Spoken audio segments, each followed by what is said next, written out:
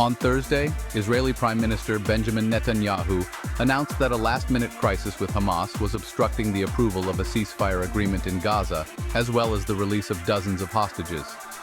The situation has become increasingly complex as both sides navigate their demands and expectations amidst ongoing violence. Netanyahu's office indicated that his cabinet would refrain from convening to finalize the ceasefire deal until Hamas demonstrates a willingness to relent on its current stance.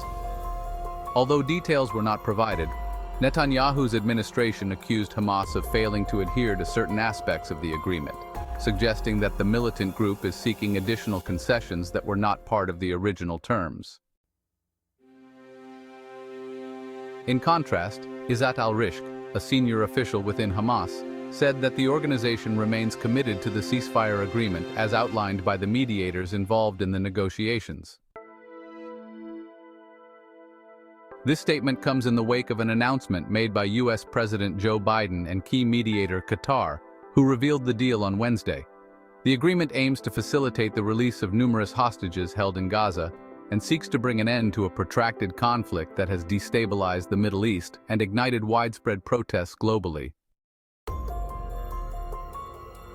Previously, Netanyahu's office had accused Hamas of deviating from a prior understanding that would allow Israel to have a say in the release of certain prisoners, particularly those convicted of violent crimes, in exchange for the hostages. This situation is further complicated by the significant domestic pressure Netanyahu faces to secure the return of the hostages. However, his coalition partners on the far right have issued threats to destabilize his government if he concedes too much in negotiations. Despite having enough support from opposition parties to approve the agreement, Netanyahu must weigh the consequences carefully. A decision to proceed with the ceasefire could weaken his coalition and increase the likelihood of early elections, which could further complicate the Israeli political landscape. As the negotiations unfold, military operations in Gaza persist, even as Palestinians celebrated the ceasefire announcement.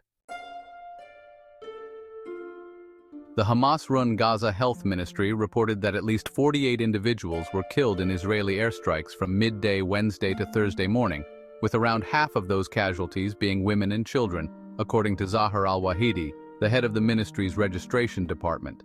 He cautioned that the death toll could rise as hospitals continue to update their records. It is important to note that the ministry does not distinguish between civilians and combatants in its casualty figures, and both sides have historically intensified military actions in the lead-up to ceasefires to assert their strength.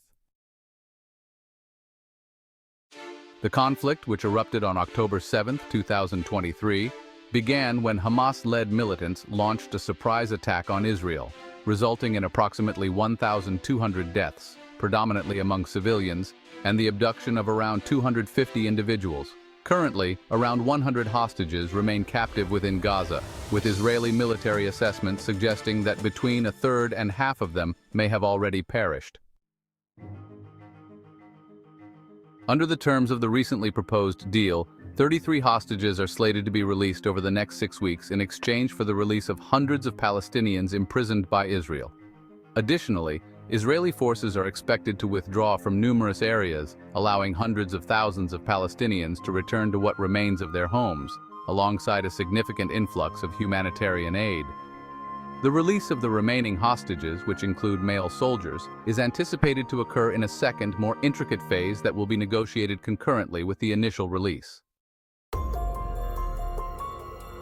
Hamas has made it clear that it will not free the remaining captives without a comprehensive ceasefire and the complete withdrawal of Israeli defense forces from the territory. Conversely, Israel has pledged to continue its military operations until Hamas is dismantled and has reaffirmed its commitment to maintaining ongoing security control over the region. This ongoing standoff underscores the fragility of the situation, as both sides grapple with their respective demands and the potential implications for peace in the region.